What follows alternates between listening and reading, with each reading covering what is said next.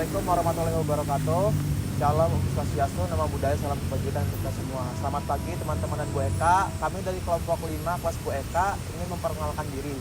Nama saya Laksmana Fariska Pramudia, NPM 23 120 11184. Nama saya Muhammad Rifki Al-Hafiz dengan NPM 2312 011172. Nama saya Michael Joel Ginting dengan NPM 23120111096. Nama saya Francisco Jonathan Hutajulu dengan NPM 23120111275. Nama saya Rahma Hairunisa dengan NPM 2312011110. Nama saya Heni Clara Lestari dengan NPM 2312011111. Nama saya Febriatri Asyani dengan NPM 2312011113. Nama saya Muhammad Toskana Sidiki dengan NPM 2312011112. Halo guys, selamat pagi. Nah, sekarang kita akan mewawancarai salah satu tenaga kerja yang ada di lingkungan kampus. Nah, sekarang kita lagi sama Yai siapa? Yapi. Oke. Halo ya, selamat pagi. Selamat Pagi Yai. Kalau boleh tahu udah berapa lama kerja di sini? Saya 8 tahun. Sudah 8 tahun. Kalau boleh tanya, apakah ia udah terdaftar dalam BPJS Ketenagakerjaan atau program jaminan sosial dari kampus ini belum? Kalau untuk program ketenagakerjaan kita belum jelas ya. Tapi kalau untuk yang lebih jelas kesehatan pasti. Berarti misalkan ketika ada suatu kondisi, misalkan dia yang mengalami kecelakaan atau misalkan terpleset atau misalkan jatuh, itu ada bantuan dari kampus nggak? Ada bantuan. Karena kawan saya juga pernah seperti itu, ada bantuan penuh. Jadi selama ini ada kejelasan nggak soal jaminan sosial dari kampus itu? Yang pasti saya belum pasti ya. Tapi kalau untuk setiap kegiatan kerja ataupun apa ada jaminan pasti dibiayain oleh kampus gitu. Seperti itu. Tapi BPJS yang Yai pakai itu BPJS dari individu atau? Kita dari kampus kita. Jadi kita dapat subsidi. Walaupun kita dipotong gaji, tapi dapat subsidi. Ada subsidi untuk BPJS kesehatan ya. Sama jadi kayak PNS gitu ya? Iya, seperti itu. Kayak potong setiap bulan. Iya, cuman kita dapat subsidi. Sekalipun kita kelas 2, kita paling bayar cuma 25.000. Tapi untuk BPJS tenaga kerjanya memang belum masih Yang pasti belum pasti lah. kayak masih ngambang gitu ya? Iya, karena kita kan apa-apa kita butuh bukti ada kartu atau bukan nggak ada kita. Kalau BPJS kesehatan kita aja ada kartunya. Tapi pernah ada dibahas nggak ya tentang BPJS ketenagakerjaan ini? Belum pernah. Belum pernah ya? Artinya dari honorer saya belum pernah pastinya seperti apa belum tahu. Atau untuk sekarang ini kayak P3K itu kan kita nggak ada pensiun, otomatis kan harusnya ada pesangon. Itu dari mana kita belum tahu, karena apa BPJS Ketenagakerjaan atau seperti perusahaan-perusahaan swasta itu kita nggak tahu. Potongan untuk BPJS Ketenagakerjaan kita nggak tahu kita. Tapi cukup aman ya ya? Aman. Makasih ya Yai.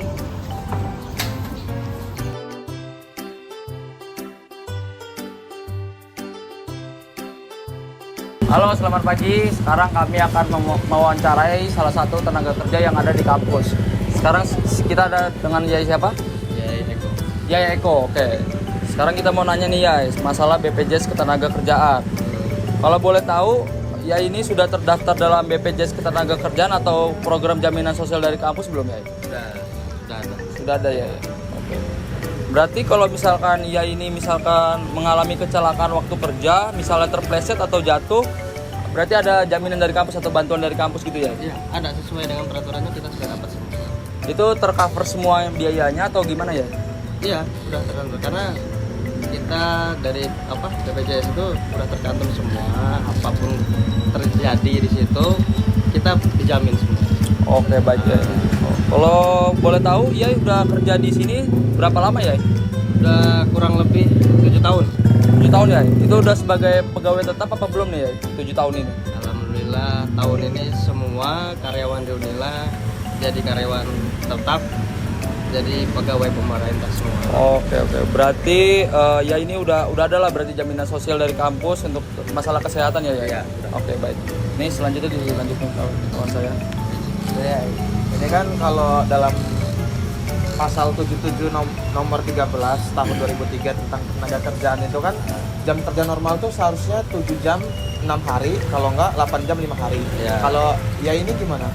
Kalau untuk keamanan, kami di sini sistemnya 12 jam. 12 jam.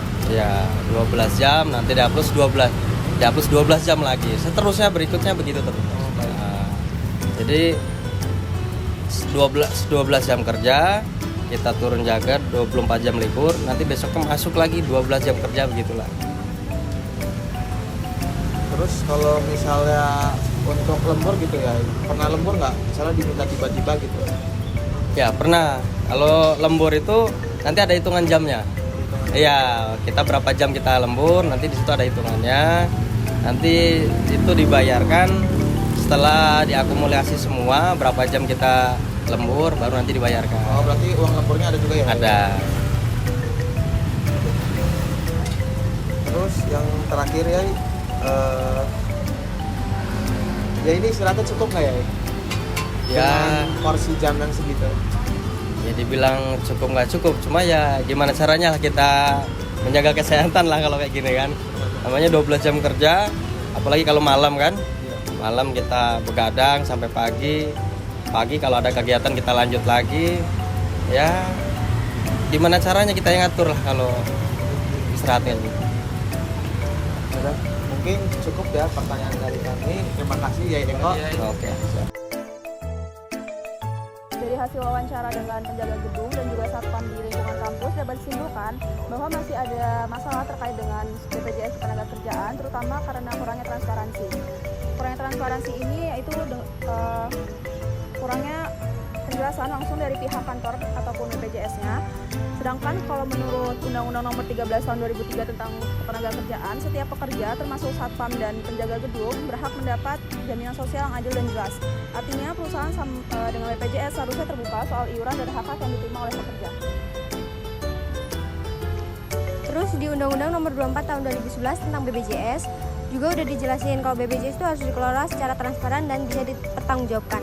Tapi kenyataannya masih banyak pekerja yang belum benar-benar tahu soal dana BPJS mereka, termasuk satpam dan penjaga gedung yang kita wawancara tadi. Mereka merasa belum pernah dapat penjelasan yang jelas soal iuran dan manfaatnya. Jadi bisa dibilang aturan ini belum dijalankan dengan sepenuhnya. Harusnya BPJS sama tempat kerja lebih terbuka dan sering adain sosialisasi biar para pekerja ngerti haknya. Kalau semua jelas dan terbuka, penjaga juga bisa lebih percaya, ngerasa dilindungi, dan tujuan utama hukum ketenagakerjaan bisa baik dari hasil wawancara meningkatkan kami kesejahteraan kesimpulannya yaitu dan bisa jam kerja benar-benar di Indonesia tercapai. banyak yang belum sesuai, kadang ada yang lembur, kadang juga ada yang lembur tapi nggak dibayar. Terus untuk kasus dalam narasumber kami yaitu Yai Eko dari Satpam Munila yang jam kerjanya menggunakan shift 12 per jam. Di mana kalau dalam pasal 77 nomor 13 tahun 2023 tentang tenaga kerja jam normal itu ada di 7 jam per hari. Dalam artian Yai Eko ini melewati batas ketentuan dari undang-undang tersebut. Solusinya adalah melakukan audit dan pengawasan ketenagakerjaan oleh Dinas Ketenagakerjaan untuk memastikan kepatuhan perusahaan. Yang kedua, ada penerapan sanksi administratif bagi instansi yang memaksa tenaga kerja bekerja melebihi batas tanpa perjanjian lembur dan kompensasi. Yang ketiga itu memperbaiki manajemen dan jadwal kerja. Solusinya itu membuat shift kerja yang proporsional agar tidak ada tenaga kerja yang kelelahan. Selanjutnya melakukan rekrutmen tambahan tenaga kerja guna beban kerja terus meningkat.